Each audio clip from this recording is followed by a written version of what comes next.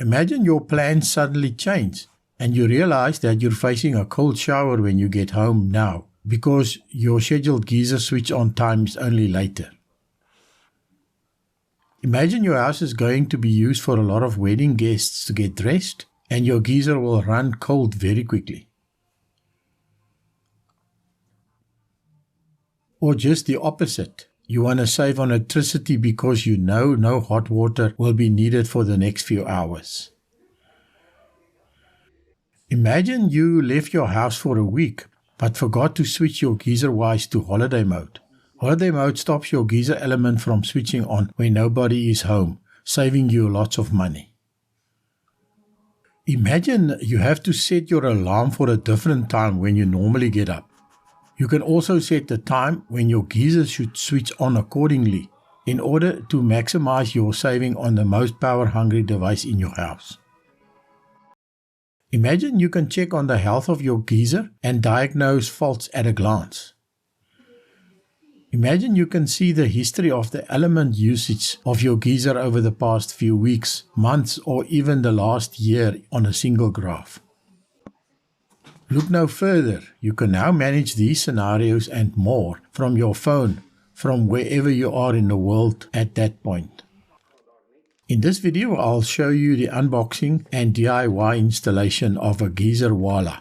And as a bonus, I'll show you how I service my solar geyser's pump and non-return valve, something the Geyserwala diagnosed as having sediment built up while evaluating it.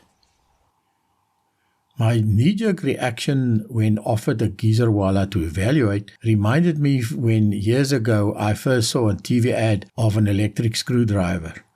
I did not really see the point until I got one as a present. Once you start using one, you cannot imagine how you ever managed without it. This was exactly my experience with the Geyserwala. As will be seen shortly, for me, one of the biggest advantages of the Geyserwala is the ability to instantly check on the health of one's geyser system. Like a doctor examining an ECG, with one glance of the app, I can now see if the solar collector, pump and non-return valve are all working properly. Not only does the Geyserwala give you remote control of your Geyserwise, it actually adds quite a few new features which Geyserwise never had, some which can save you even more on electricity. But let's start with the unboxing. Note that the shipping cost is included in the price.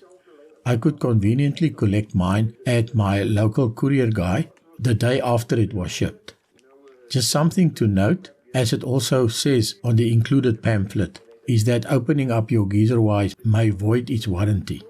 But this is only really applicable if it's newer than 6 months.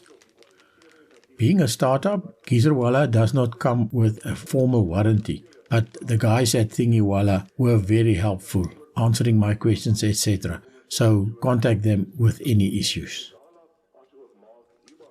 In the box is the PCB in an anti-static bag and a one-page pamphlet with a nicely illustrated quick start pictorial and some general blurb, QR codes, URLs to install, etc. etc. Being an electronic technician, I instinctively made sure I applied static safety precautions by placing it back on the anti-static bag. One difference I immediately spotted between the unit I received and the one in the installation video is that the display fascia is mounted differently. This must be an upgrade since it is much better now, being captive. The fascia looks 3D printed, so it could be a recent change. There is no screen protector to remove now either.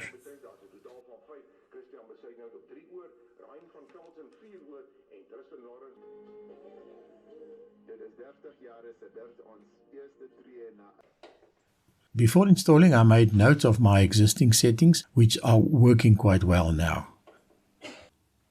As you can see, I have a good supply of Geyserwise parts since the unit in the roof needed to be replaced twice before. Since I had a spare brand new display unit available, I decided to build a Geyserwala into one of these, giving it a nice new faceplate too. This meant that I could first install the PCB in the garage before doing the indoor installation. Normally you would do the installation indoors as shown in the excellent videos on the Thingiwala website, which I highly recommend you follow. Do the select with the up and down buttons. So I have the max, so I'll go max and then set. There we get the same temperature we had just now. Once the hardware is installed, the software needs to be set up, starting by connecting to the house Wi-Fi, installing the app on your phone and setting it up. This was a bit of a challenge for me, but luckily the Thingiwala videos came to the rescue again. Just follow them step by step, and even a non-IT person like me could manage. So now I must go on my phone. Okay, right. There are two versions of the app, one being a web app which can be controlled from your phone, tablet or laptop from anywhere on the internet for free. This can be shared with others like family members, etc., since it limits the features which can be controlled. The other is a local app which is only available when you directly connect it to your home Wi-Fi. It provides full capabilities of the web app as well as the installation settings. Compared to the original Geyserwise, the app simplifies things like setting up timers, set points, modes, etc. Talking about modes, the Geyserwala actually adds functions which were not available before, like set point and solar control, as well as to pause switching on the element for up to 8 hours. Compared to the Geyserwise, which could only give stats on the nearest hour of how long the element was on, the Geyserwala also gives stats on the time and cycles for both the element and the pump. This is useful for diagnosing things like expected pump and element life. As has been said, the most useful feature I found was that one can diagnose the health of your geyser system at a glance by simply looking at the graph. A normal graph shows that the solar collector and pump as well as the heating element are all working properly. Things like poor geyser insulation or a faulty non-return valve for pump systems are very easy to spot. In fact, it so happened that a few weeks after I installed my Geyserwala, I suddenly saw signs of the non-return valve leaking on 2 consecutive nights. By taking a close look at the solar heating rate, it suggested that the pump's flow rate should be restricted, suggesting sediment built up, meaning it was time for a service, something I normally have to do every few months. On the original Geyserwise, it was not so obvious when a service was required, but very easy to see on the Geyserwala graph, meaning I could spot this much earlier than before. I wonder how many pump systems out there has been running unattended for many years without any servicing being done. Here follows a brief demonstration of how I service my system's pump and non-return valve. The installer was forward-thinking for installing taps, making it easy to blank off the section that needs to be removed. You don't even need to close the water mains. After unscrewing the water connections, unplug the electrical connector and note the direction of the arrows and the relative orientation of the pump and non-return valve. Some sediment and limescale buildup becomes visible as the assembly is taken apart, first in the pump and also in the non-return valve.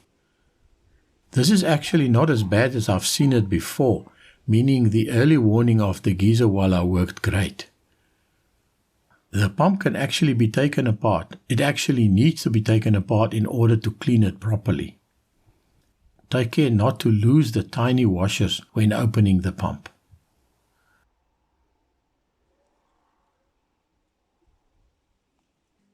I start by digging out most of the scale using screwdrivers of different sizes, followed by wiping with a rag and rinsing with water. Next, I heat 50% diluted vinegar in a microwave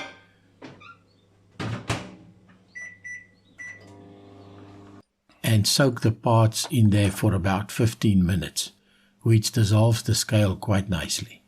So I find it best to take the pump apart completely and make sure these washers are in the right place. There's actually a rubber down there. So I first engage the shaft in there, then it's the steel washer, and then the fiber or the nylon washer, and then the commutator, and then the opposite here, first the nylon washer followed by the steel washer. So everything had time to soak now. If it looks good, put the pump together. Now that could pinch, and that shaft must engage into another rubber in there. So I tend to sort of shake it as I screw it together.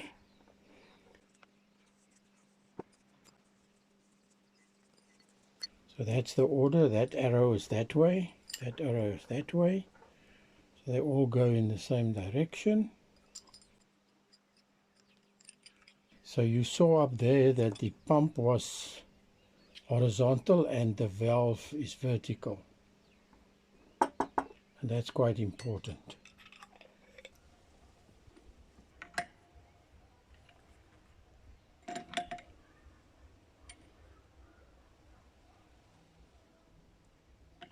So this is the way it was.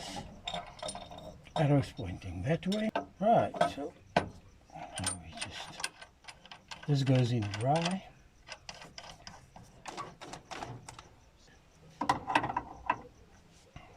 Okay, then I open up here slightly just to bleed it. Make sure the water comes out that side. Right.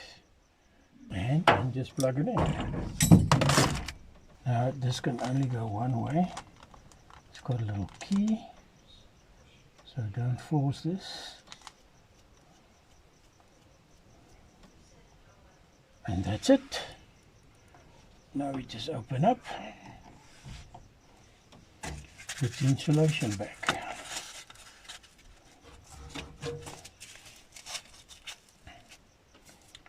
And serviced. Of course now it needs to be tested, but that'll wait for the sun tomorrow.